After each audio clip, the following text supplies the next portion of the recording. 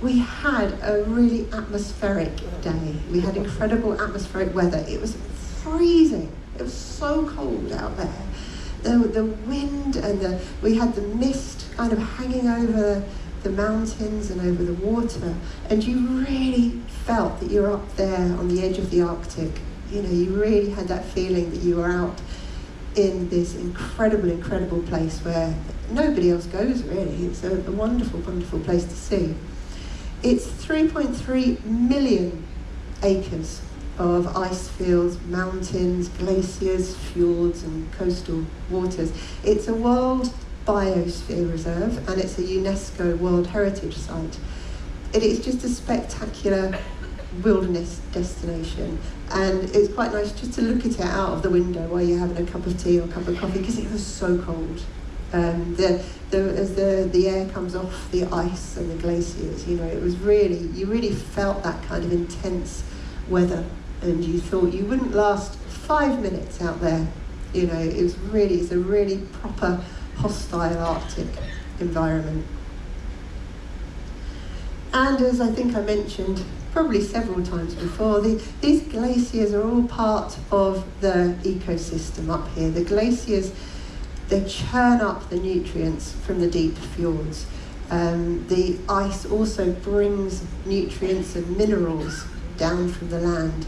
And it's all part of this ecosystem. It's a very rich ecosystem, and it's all to do with the nutrients being circled around in a big cycle. So the nutrients sink down to the bottom of the water, and then they're brought up again, and that feeds the sea life, so all the plankton, the krill, and then that's the beginning of the food chain, and then you'll get the fish, the salmon, the whales, the bears. It all kind of circles round and round and round, and these glaciers play a big part in that as well, as they bring these minerals down from the mountains. I love ice, I do. I could talk about it all day, honestly. It's ice and glaciers. So here we were in the inside passage, lots of ice. We had the face of Marjorie Glacier, good old Marjorie. I didn't see any ice carving off. I don't know if anybody else did. It's a bit like waiting at the fair when I don't know if you have those penny machines where you put, or dimes or whatever you put in, the money kind of builds up and you're waiting for it to fall over the ledge, and it never seems to fall over. You know, just standing there watching, and I didn't see the glacier carve, but it was spectacular. It was an incredible, a wonder of the world to be that close. I don't think many ships this size ever get as close as we did. I think we were extremely close to that glacier, and spent quite a lot of time there. And we were very lucky that at this time of year the harbour seals are on the icebergs, and they've discovered that if they have their young on these icebergs, if they raise their young, they raise them very quickly while they're on the ice. The babies grow up very quickly, and then they're off to fend for themselves. But if they do it on the icebergs, it means that the orcas, the killer whales, can't get the young, so they're protected from the orcas, from the killer whales. And here they are, the little harbour seals. You may have seen their heads pop up. They usually just, if you see a little round head pop up out of the water and then go back down again, that would be a harbour seal that you saw. That's pretty much all you see. They just pop up and got very round little faces. And I don't know if anybody else fell for the captain's. The captain's just seen a bear on the port side, ran over to the port side of the ship, but I didn't see a bear. I'm sure the captain did see a bear, but yeah, I certainly fell for that, running over to the port side of the ship. And I don't know if anybody else did see bears along there, but that is where they hang out. That is where the bears are seen. And as I said, we had the place all to ourselves, which is extraordinary in this day and age, to have the whole area to ourselves. So that was a real privilege, and incredibly well organised by the American National Parks system to license the ships coming and going and protect the area like that. And I certainly saw sea otters along there, so hopefully some of you saw these sea otters, and I love the way they wave at us as we go past as well. They're very, awfully polite little creatures. I use them, they're very polite little things as they wave. So yeah, hopefully you would have seen them. Of course, when you're high up on the deck, they look tiny. They look really, really small, and you think, is that a sea otter? But they were. If you saw the little dots in the water, little creatures floating past, sort of paddling a bit, you'd see a little splash, then they would have definitely been sea otters along there. I didn't see any puffins, but I did see a puffin when we were at sea yesterday. So I'm not sure if anybody did, but they breed along that area. And then we headed down, after Glacier Bay, we headed down to Ketchikan.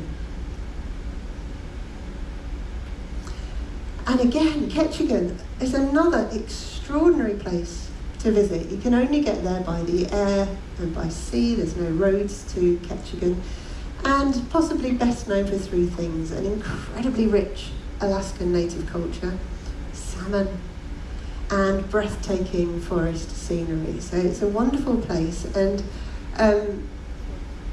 Ketchikan is one of the rainiest places in the whole of America, as we found out. And it was proper rain. It wasn't just like the rain that we get at home in England. This was proper Alaskan rain. You know, you really needed to have your full waterproofs on, and that was wonderful to see it. I think I'm really glad that we got to see those different weathers, the icy cold mist up in Glacier Bay with the fog and the mist, and then this really heavy rain, and you can see how that rain makes this part of the world. That's what feeds the glaciers, as there's snow up in the mountains, so that will be the snow that creates the glaciers. And then the rainforests, they need that rain for the rainforest. And the streams, they're very crystal clear, cold, fast-running streams that come off the mountains. That's where the salmon need to come back to and to breed. So that rain is wonderful. It gives life, and it makes this area what it is. And we had a good sampling of that rain. So although I moaned about it at the time, in retrospect, I'm glad we had a rainy day there. And Ketchikan has the world's largest collection of standing totem poles, and we're incredibly fortunate. It's quite a unique thing. We have on board with us right now a very talented Klinglet artist called Tim Flannery. I don't know if you've been up to see it. He's from Ketchikan, so we picked him up. He's on the ship from Ketchikan, and he's creating a totem pole on board the Ruby Princess. So right now, it clashes with this. He's from 2 o'clock until 4 o'clock. He's in the piazza, deck 5, midships. He's there until 4 o'clock today. So please go along. After this, don't go now. Wait for them, and then go after this. Have a cup of tea and enjoy. And he won't get this totem pole finished. These can take months or years to finish, but he's starting it now. So it's quite a unique thing to be part of as he turns this big piece of wood into a totem pole.